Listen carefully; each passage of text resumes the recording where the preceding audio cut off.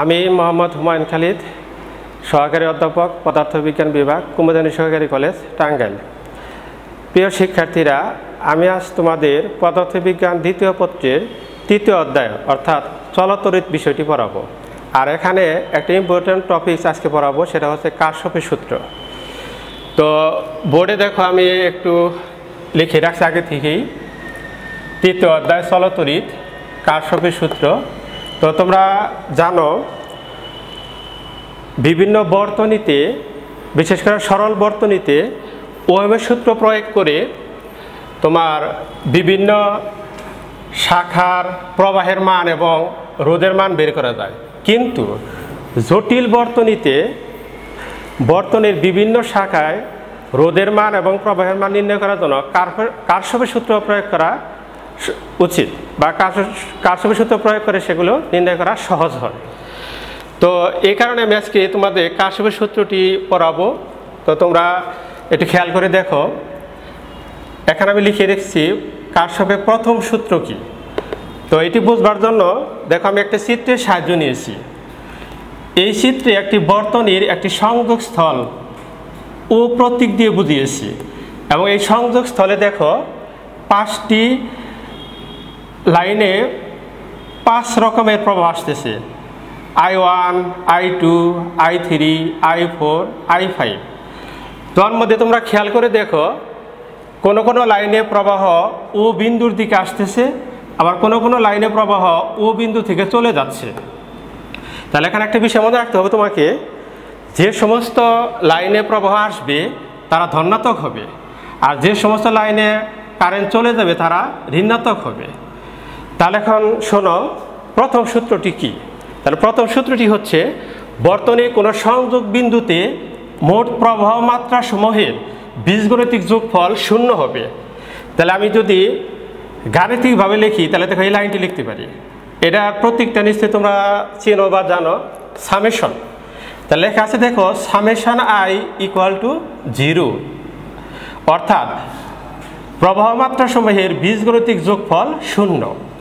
আর এটা যদি আমি বিস্তারিত বলি চিত্রের সাহায্য নিয়ে, তাহলে আমি একটু আগেই কিন্তু তোমাদের বলেছিলাম যে কোনো বিন্দু বিমুখে প্রবাহ আসলে পজিটিভ, আর প্রবাহ চলে গেলে কি হয়, নেগেটিভ। তাহলে দেখো তো চিত্রটি খেয়াল করে কোন কোন লাইনে প্রবাহ আসতেছে। যেমন I1 ও বিন্দুতে আসতেছে, I3 আসতেছে, I5 আসতেছে, বাট যাচ্ছে কোন কোন লাইনে, I2, I4। তাহলে আমি একটু আগে যে নিয়মটা বলেছি তোমাদের, সেটা যদি ইনক্লুড করি, তাহলে দেখো তো এই লাইনটা লিখতে পারি কিনা।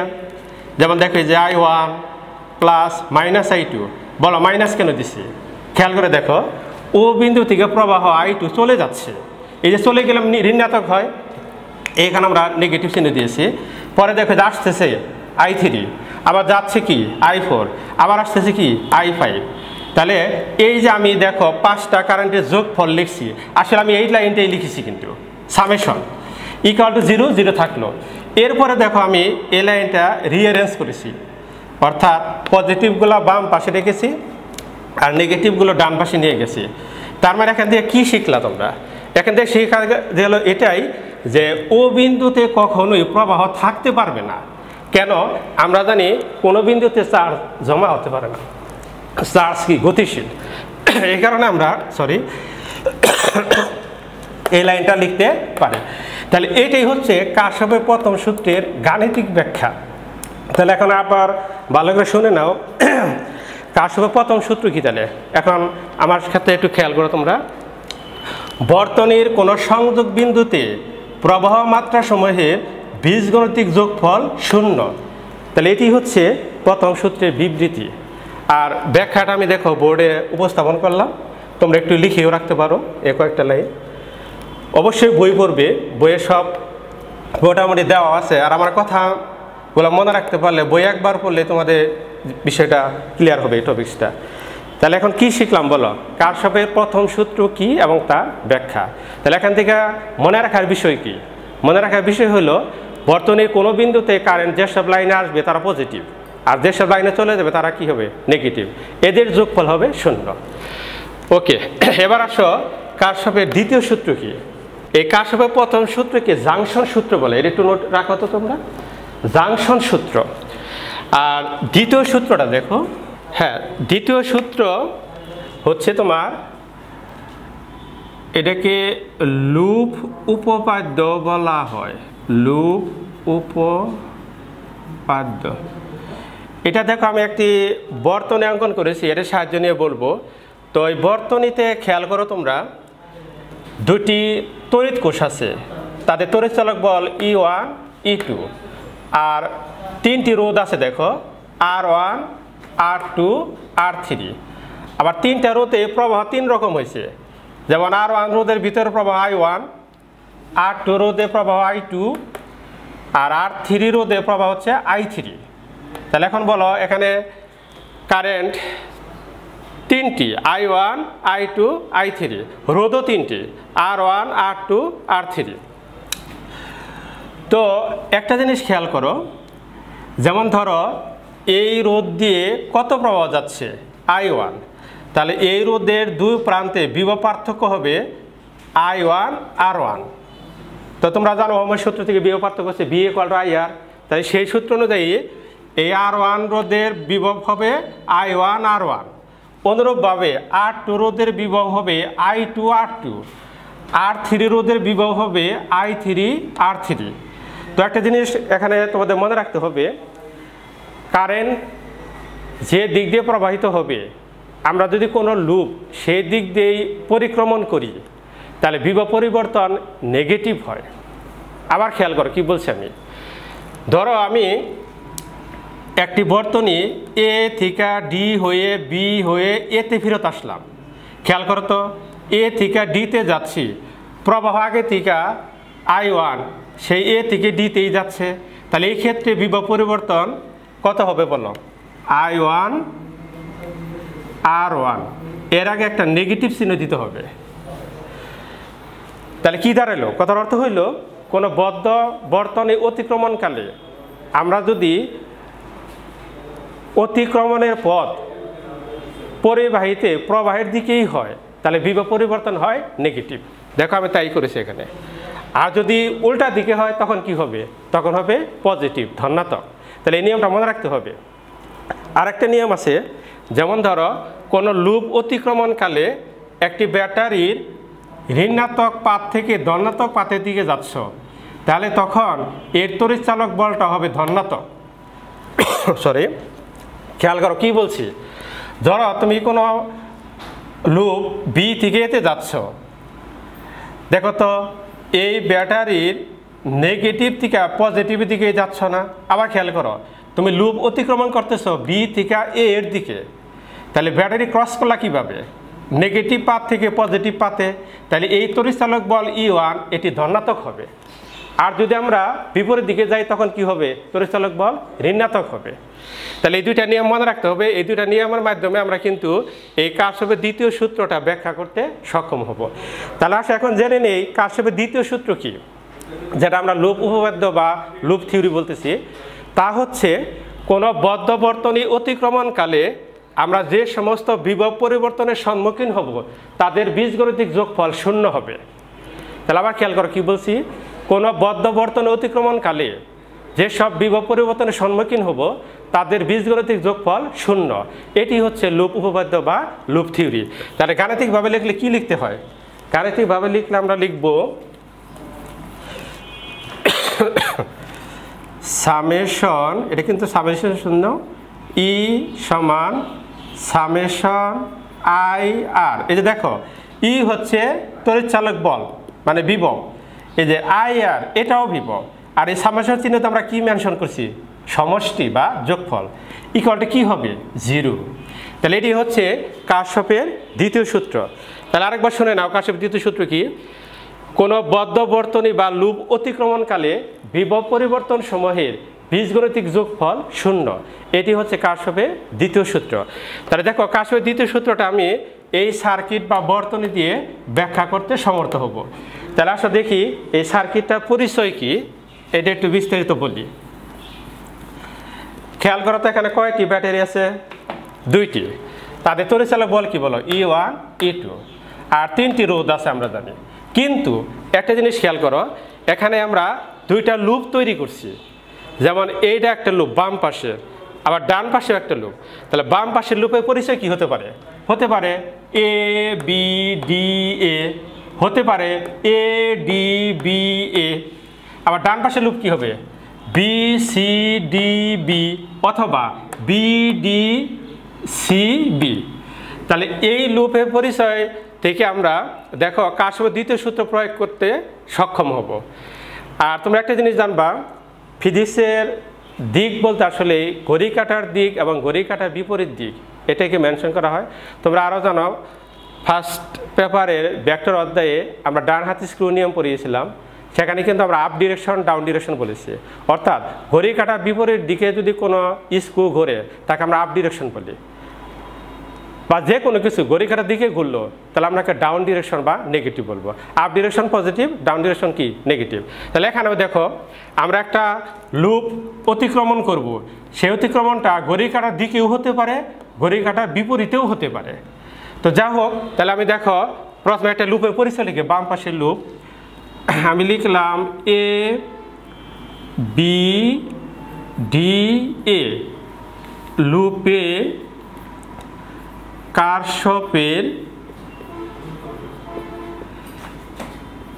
দ্বিতীয় সূত্র প্রয়োগ করি। তাহলে খেয়াল করো তো লুপের পরিচয় কি? A B D A. তাহলে আমি কোন দিকে যাচ্ছি বলো? ঘড়ি কাঁটার দিকে যাচ্ছি। দেখো ঘড়ি কাঁটা ডান দিকে যায়, তাহলে আবার পরিভ্রমণটাও ডান দিকে হচ্ছে। সরি, তাহলে দেখো তো আমি দ্বিতীয় সূত্র প্রয়োগ করি। তাহলে minus E1 plus I3R3 plus I1R1 equal to 0। দেখো একটু আগে তোমাদের দুটো নিয়ম বলেছিলাম যে আমরা যদি কোনো তড়িৎ কোষ বা ব্যাটারি নেগেটিভ থেকে পজিটিভের দিকে যায় তাহলে তার তড়িৎচলক বলা হয় ধনাত্মক। কিন্তু বিপরীতটা কি? যদি পজিটিভ থেকে নেগেটিভে যায় তাহলে তড়িৎচলক বল কি হয়? ঋণাত্মক। দেখো এখানে তাই হয়েছে, কেননা আমরা এ থেকে বিতে যাচ্ছি। তাহলে দেখো তো ব্যাটারি ক্রস করলাম কীভাবে? এই যে পজিটিভ পাথ থেকে নেগেটিভ পাথে, এই কারণে E1 নেগেটিভ হয়েছে। আবার খেয়াল করো তো বি থেকে ডিতে আসো, দেখো প্রবাহের বিপরীতে আসতেছ। তাহলে প্রবাহের বিপরীতে আসলে এখানে R3-র দুপাশে যে বিভব তৈরি হবে I3R3 সেটা ধনাত্মক হবে, এই যে হয়েছেও তাই। এরপরে দেখো তো ডি থেকে আবার এতে ফিরে আসি, তাহলে দেখো প্রবাহের বিপরীতে আসতেছি না, এই যে প্রবাহ যাচ্ছে কোন দিকে বলো? এ থেকে ডিতে, আর আমরা যাচ্ছি কি ডি থেকে এতে। তাহলে I1R1, R1-এর দুই পাশে যে বিভব হবে I1R1, তাহলে সেটাও ধনাত্মক হবে ওই নিয়ম অনুযায়ী। আর এদের বীজগণিতিক যোগফল কি হবে? 0। তাহলে এইটাই ছিল কারশফের দ্বিতীয় সূত্র। তাহলে এখান থেকে দেখো আমরা আরেকটু রিঅ্যারেঞ্জ করতে পারি। আমরা দেখো লিখতে পারি E1 সমান I1R1 প্লাস I3R3। তো এইভাবে দেখো আমরা ডান পাশের লুপটাও এখানে লিখতে পারবো। তাহলে ডান পাশের লুপের পরিচয় দিই, বুঝতে পেলে। দেখো ডান পাশের লুপের পরিচয় কি হবে? B C D B. তাহলে এখানে লিখি বি সি ডি বি লুপে কারশফের দ্বিতীয় সূত্র প্রয়োগ করি। তাহলে দেখো আমরা কিন্তু যাচ্ছি বি থেকে সিতে, তাহলে ঘড়ি কাঁটার দিকেই যাচ্ছি কিন্তু। তাহলে দেখো তো ব্যাটারি ক্রস করতেছি কিভাবে? E2, এই যে নেগেটিভ পাথ থেকে পজিটিভ পাথে। তাহলে আমাদের নিয়ম অনুযায়ী এখানে E2 হবে পজিটিভ, প্লাস বলো সি থেকে ডিতে আসতেছি, তাহলে প্রবাহের দিকে আসতেছি। খেয়াল করে যে I2 ডিরেকশন সি থেকে ডি এর দিকেই। তাহলে R2-তে যে বিভব তৈরি হবে I2R2, তাহলে এটা ঋণাত্মক হবে নিয়ম অনুযায়ী। প্লাস এবার দেখো তো ডি থেকে বিতে আসতেছি, তাহলে প্রবাহ যেদিকে সেদিকে আসতেছি, তাহলে এটাও ঋণাত্মক হবে, মাইনাস I3R3 ইকুয়াল টু 0। এটাও রিঅ্যারেঞ্জ করা যায় দেখো, বা E2 সমান I2R2 I3R3। তাহলে দেখো এর আগের বেলায় আমরা লিখেছিলাম E1 সমান I1R1 প্লাস I3R3, আর এখনও লিখেছি দেখো E2 সমান I2R2 প্লাস I3R3। তাহলে এখানে এই লাইনগুলো আসলে কি উল্লেখ করলাম? এই লাইনগুলোতে দেখো এই বর্তনীতে বা এই লুপে তড়িৎ কে তৈরি করতেছে, আসতেছে কোথা থেকে, E2 থেকে, আর যাচ্ছে কার ভিতর দিয়ে, R2 এবং R3, অর্থাৎ ব্যয় হচ্ছে কোথায়, R2 এবং R3-তে। তাই আমরা দেখো E2 সমান লিখছে যে ব্যয়িত শক্তি I2R2 প্লাস I3R3। তাহলে এখান থেকে দেখা যায় শক্তির নিত্যতার সূত্র যে জানো তোমরা, সেটা কিন্তু এখানে মেনে চলছে, ভায়োলেট হয় না। তাহলে এখান থেকে আমরা বলতে পারি এই বিষয়টি হচ্ছে কারশফের দ্বিতীয় সূত্র। তাহলে কারশফের দ্বিতীয় সূত্রের স্টেটমেন্ট আরেকবার মনে করে দিই তোমার, যে কোনো বদ্ধ বর্তনী অতিক্রমণকালে বিভব পরিবর্তন সমূহের বীজগণিতিক যোগফল কি হবে বলো, 0। তাহলে এটি হচ্ছে কারশফের দ্বিতীয় সূত্র। তাহলে প্রিয় শিক্ষার্থীরা আমরা কি জানলাম এই পর্যন্ত, যা বলেছি সেখান থেকে আমরা দেখেছি কারশফের প্রথম সূত্র কি, তার ব্যাখ্যা কি। তাহলে কারশফের প্রথম সূত্র কি বলো, জাংশন সূত্র, এক কথায় যদি বলি। আর এখন দেখলাম তোমাদের কারশফের দ্বিতীয় সূত্র, যে সেটাকে আমরা কি উপপাদ্য বলছি, দেখো লুপ থিওরি বা লুপ উপপাদ্য। তাহলে এই বিষয়টি ছিল আজকে আমাদের লেসনের অন্তর্ভুক্ত। তাহলে আমরা আজকে শিখলাম কারশফের প্রথম সূত্র এবং দ্বিতীয় সূত্র। এখন আমি তোমাদের দেখাবো এই সূত্রগুলোর ব্যবহারিক প্রয়োগ কোন কোন জায়গায় আছে, অর্থাৎ পদার্থবিজ্ঞানে কোন কোন জায়গায় এই দুটি সূত্র আমরা ব্যবহার করি, সেগুলো আমরা এখন দেখব। এবার দেখো ডান পাশের লুপ কি নাম বলো, BCDB। এই যে লিখছি দেখো BCDB লুপে কারশফের দ্বিতীয় সূত্র প্রয়োগ করি। তাহলে দেখো তো আমরা B থেকে C-তে যাচ্ছি, কারেন্টও সেদিকে যাচ্ছে, তাহলে -I3Q হবে। এবার দেখো C থেকে D আমরা কারেন্টের বিপরীতে যাচ্ছি, তাহলে এটা প্লাস হবে I4S। এবার দেখো D থেকে B সেই কারেন্টের বিপরীত দিকেই এখানেও আমরা যাচ্ছি, তাহলে দেখো এখানেও -IG × G = 0। তাহলে তোমরা জানো নিস্পন্দ অবস্থায় IG এর মান 0 হয়। তাহলে আমরা যদি এটা এখানে বসিয়ে দিই, তাহলে লাইনটি কি হলো, -I3Q প্লাস I4S = 0। তো তোমরা জানো কারশফের প্রথম সূত্র প্রয়োগ করে আমরা D বিন্দুর ক্ষেত্রে লিখেছিলাম, কি লিখেছিলাম বলো, I2 সমান I4, আর B বিন্দু কি লিখেছিলাম, I1 সমান I3। তাহলে আসো বসাই, তাহলে I3 এর মান I1 আর I4 এর মান I2। এরপরে দেখো আমরা এগুলোকে রিঅ্যারেঞ্জ করতে পারি, করলে এই 4 নং সমীকরণের রূপ লাভ করে। তাহলে একটু আগে তোমরা 3 নং সমীকরণ দেখেছিলে, আর এখন দেখলা 4 নং সমীকরণ। খেয়াল করে দেখো 3 নং সমীকরণে ছিল I1/I2 সমান P/R, আর এখানে কি I1/I2 সমান S/Q। তাহলে 3 ও 4 সমন্বয় করে আসো। তাহলে দেখো এটা মুছে দিই, 3 ও 4 সমন্বয় করে পাই P/R সমান Q/S বা P/Q সমান R/S। তাহলে দেখো তো আমরা যে সম্পর্কটা তৈরি করলাম কি দাঁড়ালো, তাহলে P/Q সমান R/S। এটি হচ্ছে হুইটস্টোন ব্রিজ নীতি। তাহলে দেখো আমরা কারশফের প্রথম ও দ্বিতীয় সূত্র প্রয়োগ করে এই হুইটস্টোন ব্রিজ নীতি প্রতিষ্ঠা করলাম। তাহলে এটা তোমরা মনে রাখবা, এইটা হচ্ছে হুইটস্টোন ব্রিজ নীতি। তাহলে খেয়াল করো হুইটস্টোন ব্রিজে 4টা বাহু আছে কিন্তু। তাহলে 4টা বাহু রোধের নাম কি ছিল বলো, প্রথম বাহু রোধ ছিল P, দ্বিতীয় বাহু রোধ ছিল এই যে দেখো Q, তৃতীয় বাহু ছিল R, চতুর্থ বাহু ছিল S। তাহলে আমরা এখানে কি অনুপাত করলাম দেখো, তাহলে যে P/Q সমান হচ্ছে R/S। তাহলে এখান থেকে আমরা এই সূত্রটা মনে রাখবো। তো প্রিয় শিক্ষার্থীরা, আমরা আজকে হুইটস্টোন ব্রিজ নীতি কি এটি জানলাম। এরপরে ক্লাসে আমরা এই হুইটস্টোন ব্রিজ নীতি প্রয়োগ করে বা এর সাহায্যে আমরা কিছু গাণিতিক সমস্যা সমাধান দেখব। তো প্রিয় শিক্ষার্থীরা, আজ এ পর্যন্তই আমাদের ক্লাস। তো তোমরা সবাই নিরাপদে থাকো এবং ভালো থাকো। ধন্যবাদ সবাইকে।